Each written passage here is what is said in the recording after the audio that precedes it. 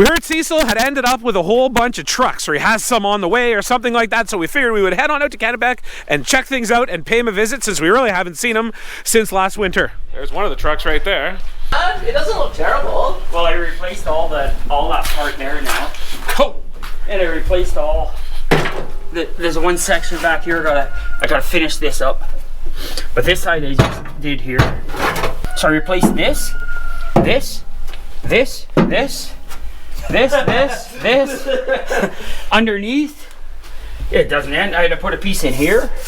Is this the one that you had before that you showed us? Yes. It was that bad, eh? Yeah, it didn't look it until I got into it, and then it's bad. Did you say you ended up with a whole bunch more of these trucks too? Yes, I haven't got them home yet, but I did, yeah. So I have to go pick up a cab tomorrow, the next day. It's a 1982, but it's in really good condition. See, when I started this, I didn't remember how this shaped. So I'm guessing, I'm just trying to follow what was kind of left. Yeah. Normally I'd hammer form a floor to make it, put all the grooves in. I'd build a jig out of wood, and then I'd just hammer it all in there. Yep. But I didn't, so I just did this. But I cut some strips here and here so I could weld it right through. Somebody made a suggestion online. I think this is one of the best setups. Yeah. Just an old speaker magnet. There's the ground. It basically sticks anywhere. So for all those folks who have a hard time finding a good grounding spot to put their clip for their welder, old speaker magnet. Yeah, it works on great. It goes. Because there's such a large surface. You know, sometimes there's not a lip to stick it on, right? So if you just grind a little spot on here, just a little wee spot. That's amazing. I gotta do that. That was a CB mount, sorry. That was an antenna for a CB mount. Okay. Sorry about that. I probably said speaker, I meant CB. Even back here, I had to grind all this out. I had to put all this in here, all new. I had to cut all this, put all up in here. This here had to get all fit. This is fit up in here. There's a piece that comes up and across. There's this piece. So all that in along here, this piece here, this piece, all in the front there. I bet I've got about 60, 80 hours into this already. From the time we started stripping it. What treasures did you find here? A couple old hollies. It's so crazy. It's this piece right here for the manual choke. If you ever come across one or have one kicking around, I'm always looking for one. Okay. Well, I need one of them, so you take your pick, whichever one that's better to you. You don't want the 4-barrel? It doesn't matter whether I keep the 2-barrel or 4-barrel. It makes no difference to me. The 2-barrel is probably better for you because there's no base plate to this one. Okay. So if that's a cash to. I just rebuild these for fun.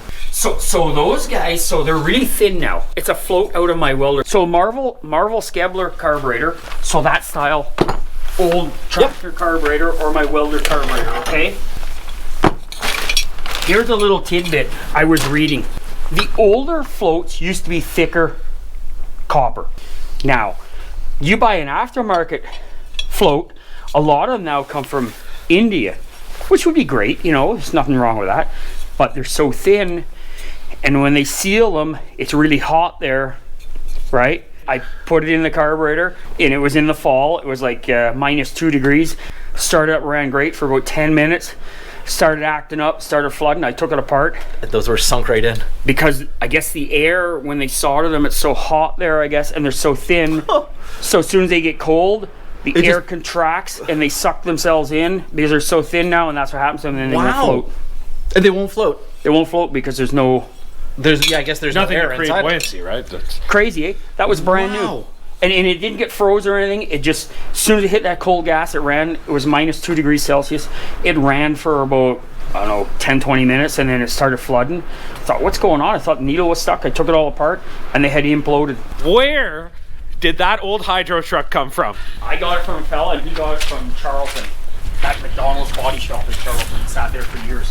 There's not much left of this guy, but you don't see these around too often anymore. I recognized it from the orange hazard across the front.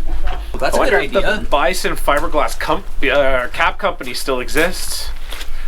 I don't think so. Was that a new listed, right? I think it was from Mid-North Containers, wasn't it? Was it? Oh, it was Mid-North Containers? So then, if that's the case, then that used to be produced locally. Yeah, it looks like... Ontario. Oh, there we go. So yes, no, it doesn't unfortunately exist anymore. And Boler was in Earlton. That's right. For those who don't know, they look like bowler hats, and they're these little tiny trailers that you pull behind your car. They made them for years, and now, and I think people kind of snickered at them when they saw them, and now they're like a collector's item. People love them. They're hard to find. Just a fiberglass bucket, basically. Two sections, I think, that went together, top and bottom. Yeah, and the top and bottom look the same. Yep.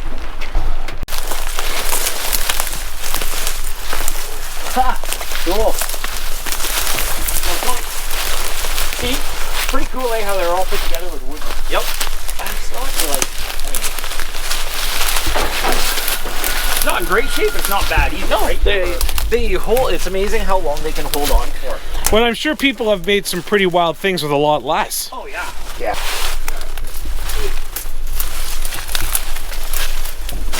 That's how I got here, I think.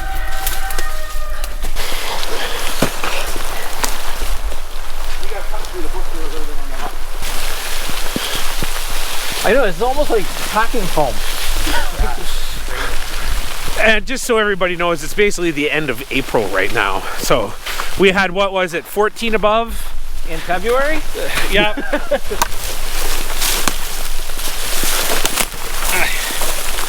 Come on, Agile. Yeah.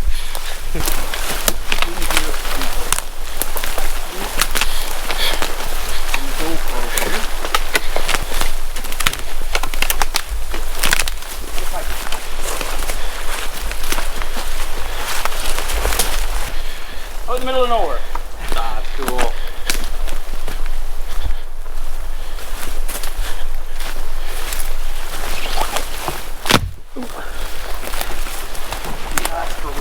Oh, it's caught against that tree.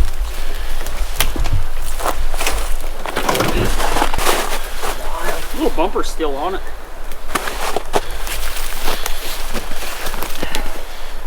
Pan isn't even cast iron. See that? That's just tin. That tin, I mean the cooking pan, the fry pan. Oh, yeah. Is it? It's tin, yeah. It's not even cast iron. I didn't see that. It's just cheap molded tin back then. This is hilarious. This is... It's true Steering though, box. if you're building an old car and you wanted some cool like door handles or something. The handle on it. What's the paint? Right there. Oh, look. So it's like a maroon. See this one right up here? That's what makes all that noise there. You got a lot of them in here. Rubbing on that branch.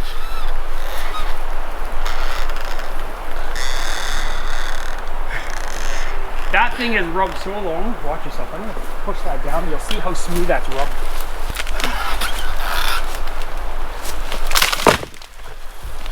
You'll see how smooth that got rubbed over a few years just from rubbing that branch in the wind. Wow. Oh, wow. Pretty wild, eh? That's crazy. Just from rubbing that. Find anything interesting up there? Well, it's a Ford. Here it's probably about a 46.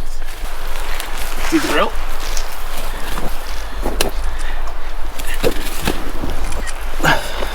Oh, yeah.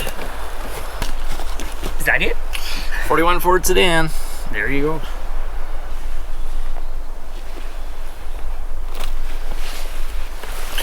Just as a comparison. Thank you. I mean the whatever color it is. Yeah, I mean, what? There was still a lot of growth. You couldn't really see everything. He's not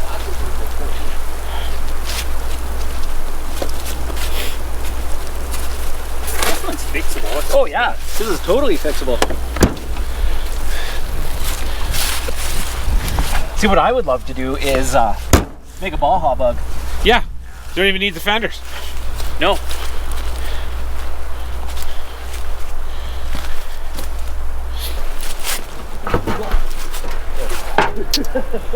Oh, no engine, which is fine.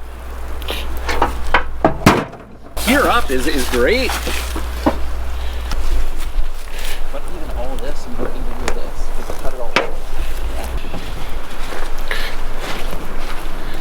It's got the timing grip style belt with the torque converter. Instead of a centrifugal That's clutch? a torque converter. Yeah, no centrifugal clutch. It's a torque converter. It's oil filled. That's cool. Don't know how many years they made them, but it's a 433. That's really cool. Pretty wild, eh?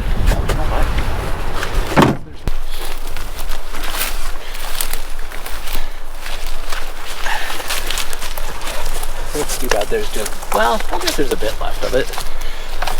Because that would be a cool one to just put on a different frame. The box is, I mean, the bottom is probably gone. Well, you could. Well, yeah, these fenders are I looked at it last time. pretty wafer thin. So let's see. Never seen anything like this before. The most interesting spark plug. And then what goes on, Dan? It's down in here with a little boot on the top. Right there. And it goes down inside the porcelain. That's it. That's pretty cool. How old's that saw? I think probably 50s. So, Edith, you guys made this from scratch then? Pretty much. And what was it? Steel shelving for the cab? Mm-hmm. And then you said for the base, it was what? Door off of the D1. And then the tracks were... The belt and ash. And are you making the trailer for it too? Yeah.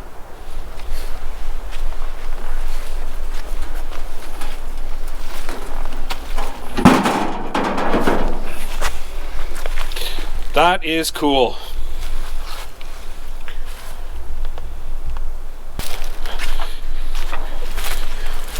I mean, there's no floor left, but that's no big deal. It's just a flat piece of steel. Oh, wow. That thing is awesome. See it right here? You look down, you can see right through. Yep. Yeah. Frame looks like it's in solid shape. That's never going to rust. Nope. What's it got for an engine? Well, it's an International. So what would International have? I'm thinking that's... I don't know.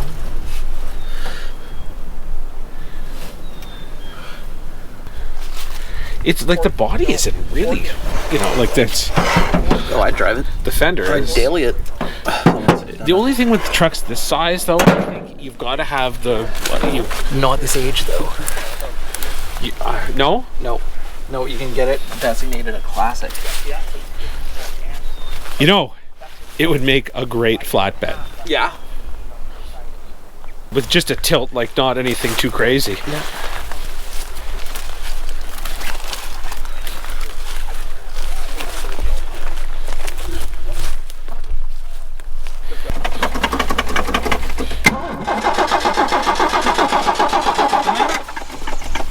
Okay.